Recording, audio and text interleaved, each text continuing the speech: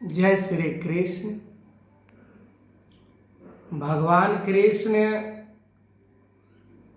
गीता के तीसरे अध्याय में पूरे मानव समाज को जो बात समझाने का प्रयास किए हैं, वो बात मनुष्य समझ ले तो मनुष्य अपने जीवन को भटकने से बचा सकता है।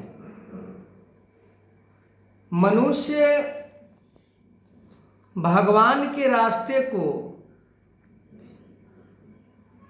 भगवान के बताए हुए बातों को यदि अपने जीवन में अपना लेता है तो मनुष्य मुक्त हो जाता है। संसार में जब हम मानव शरीर धारण करके आते हैं तो हमें पता चलता है कि ये जीवन का महत्व क्या है। ये जीवन का महत्व तब हमें पता चलता है जब हम गुरु पीर पैगंबरों का हिस्ट्री को हम देखते हैं। दुनियावी उपलब्धि के लिए तरह तरह के हम पुस्तकें पढ़ते हैं,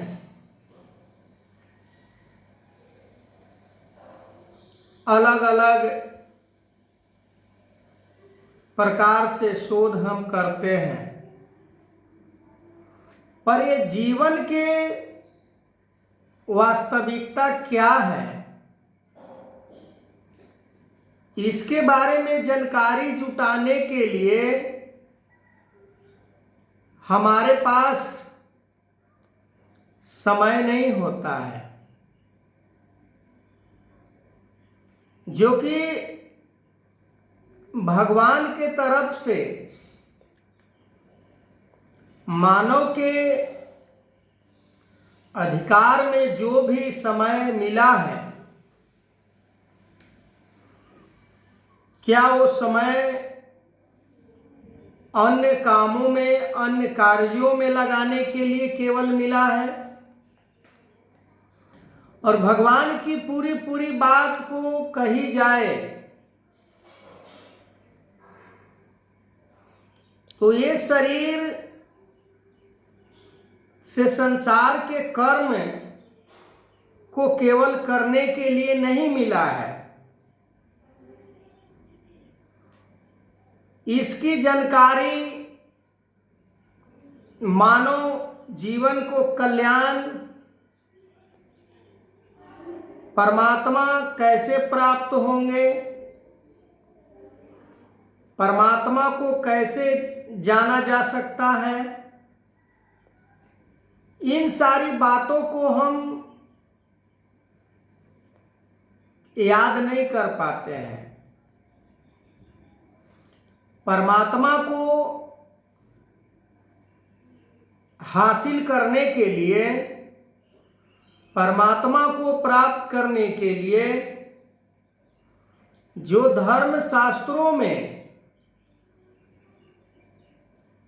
लिखी गई बात है, उस बात को हम जब धर्म ग्रंथों को हम खोलेंगे नहीं, धर्म शास्त्रों को हम पढ़ेंगे नहीं, और संसार में कितने तो ऐसे भी हमें लोग देखने के लिए मिलते हैं कि धर्म शास्त्र को उल्टे तरीके से अपने श्रोताओं को, अपने चाहने वालों को गलत गलत उदाहरण देकर अपने जीविका चलाते हैं, अपना बिजनेस चलाते हैं। पर वास्तव में किसी भी धर्म शास्त्र के अंदर परमात्मा को जानने के ही बारे में कहा गया है। मानव जीवन का कल्याण कैसे होगा इसके बारे में कहा गया है। परमात्मा का स्वरूप क्या है इसके बारे में कहा गया है। परमात्मा कैसे प्राप्त होगा इसके बारे में कहा गया है। पर संसार के कुछ धर्म के ठेकेदारों ने धर्म के उल्टे सीधे चाल को बेहाल करके रखे हुए हैं लोग। परमात्मा निराकार है तो इसे निराकार ही हम कहें, और जो निराकार को प्राप्त करने के लिए अनुष्ठान है, जो विधि है, उस विधि को हम लोगों के बीच में गलत तरीकों से हम उसका अनुष्ठान बताते हैं।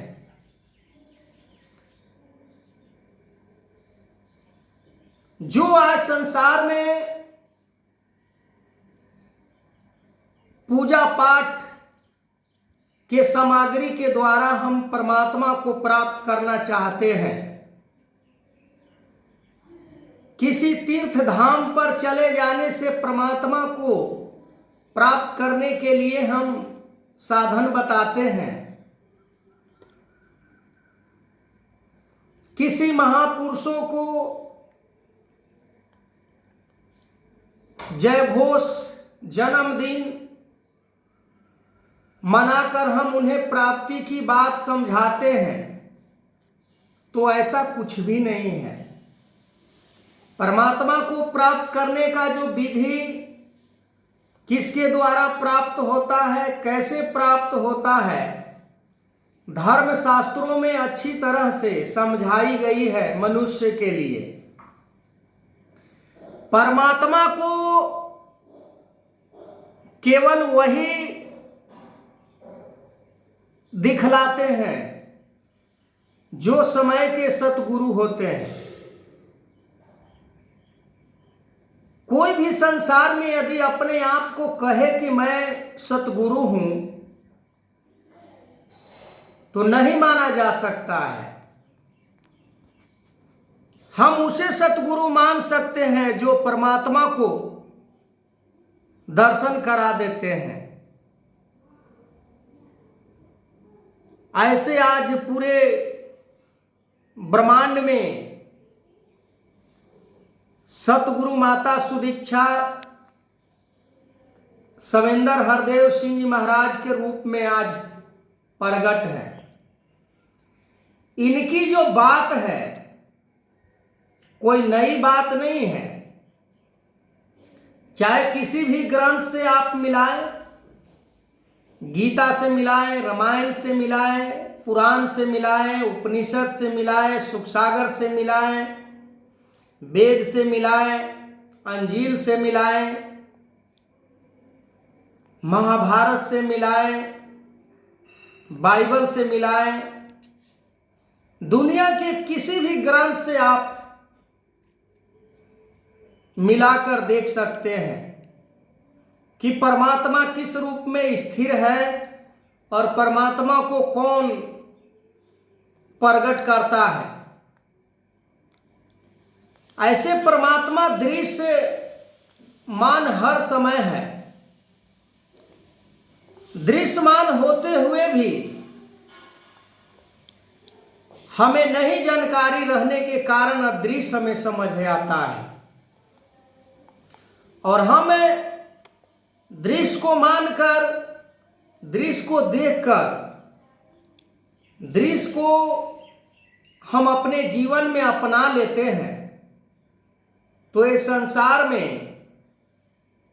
जितने भी वस्तु दिखाई दे रहे हैं ये सब हमें अदृश्य लगने लगते हैं, जो कि परमात्मा को नहीं जानने के बाद हमें दृश्य नजर आते हैं, यही वास्तविक हमें नजर आते हैं, यही सच्चाई नजर आते हैं। पर जिस दिन सतगुरु के कृपा से हमें वास्तविक दृश्य का पता चलता है, निराकार परमात्मा के दृष्टा के बारे में पता चलता है, उस दिन हम समझ जाते हैं कि ये नाशवान संसार, ये स्वप्न के भांति पानी के बूंद के जैसे ये संसार गर्म किसी धातु के ऊपर पानी डालने के बाद वो पानी नष्ट हो जाता है, भाप वाष्प बन के वो अपने स्वरूप में मिल जाता है। ठीक उसी प्रकार जब कोई जीव इस दृश्य परमात्मा को जान लेता है तो फिर उसमें और इसमें कोई अंतर नहीं रह जाता है। भगवान कृष्ण अर्जुन को कहते हैं कि अर्जुन, सब मुझ में है और मैं सब में हूं, पर इस रहस्य के बारे में आज किसी के मन के अंदर वो जज्बा नहीं आता कि ये बात क्यों अर्जुन को कही गई, किस लिए कहा गया। एक ऐसी बात है कि सब मुझ में और मैं सब में हूं। एक एक पॉइंट को यदि हम अपने जीवन में धारण करते हैं, अपने कर्मों में लागू करते हैं, तो परमात्मा वास्तव में प्राप्त है। आगे मैं इस वीडियो को कंटिन्यू करूंगा, तब तक के लिए जय श्री कृष्ण।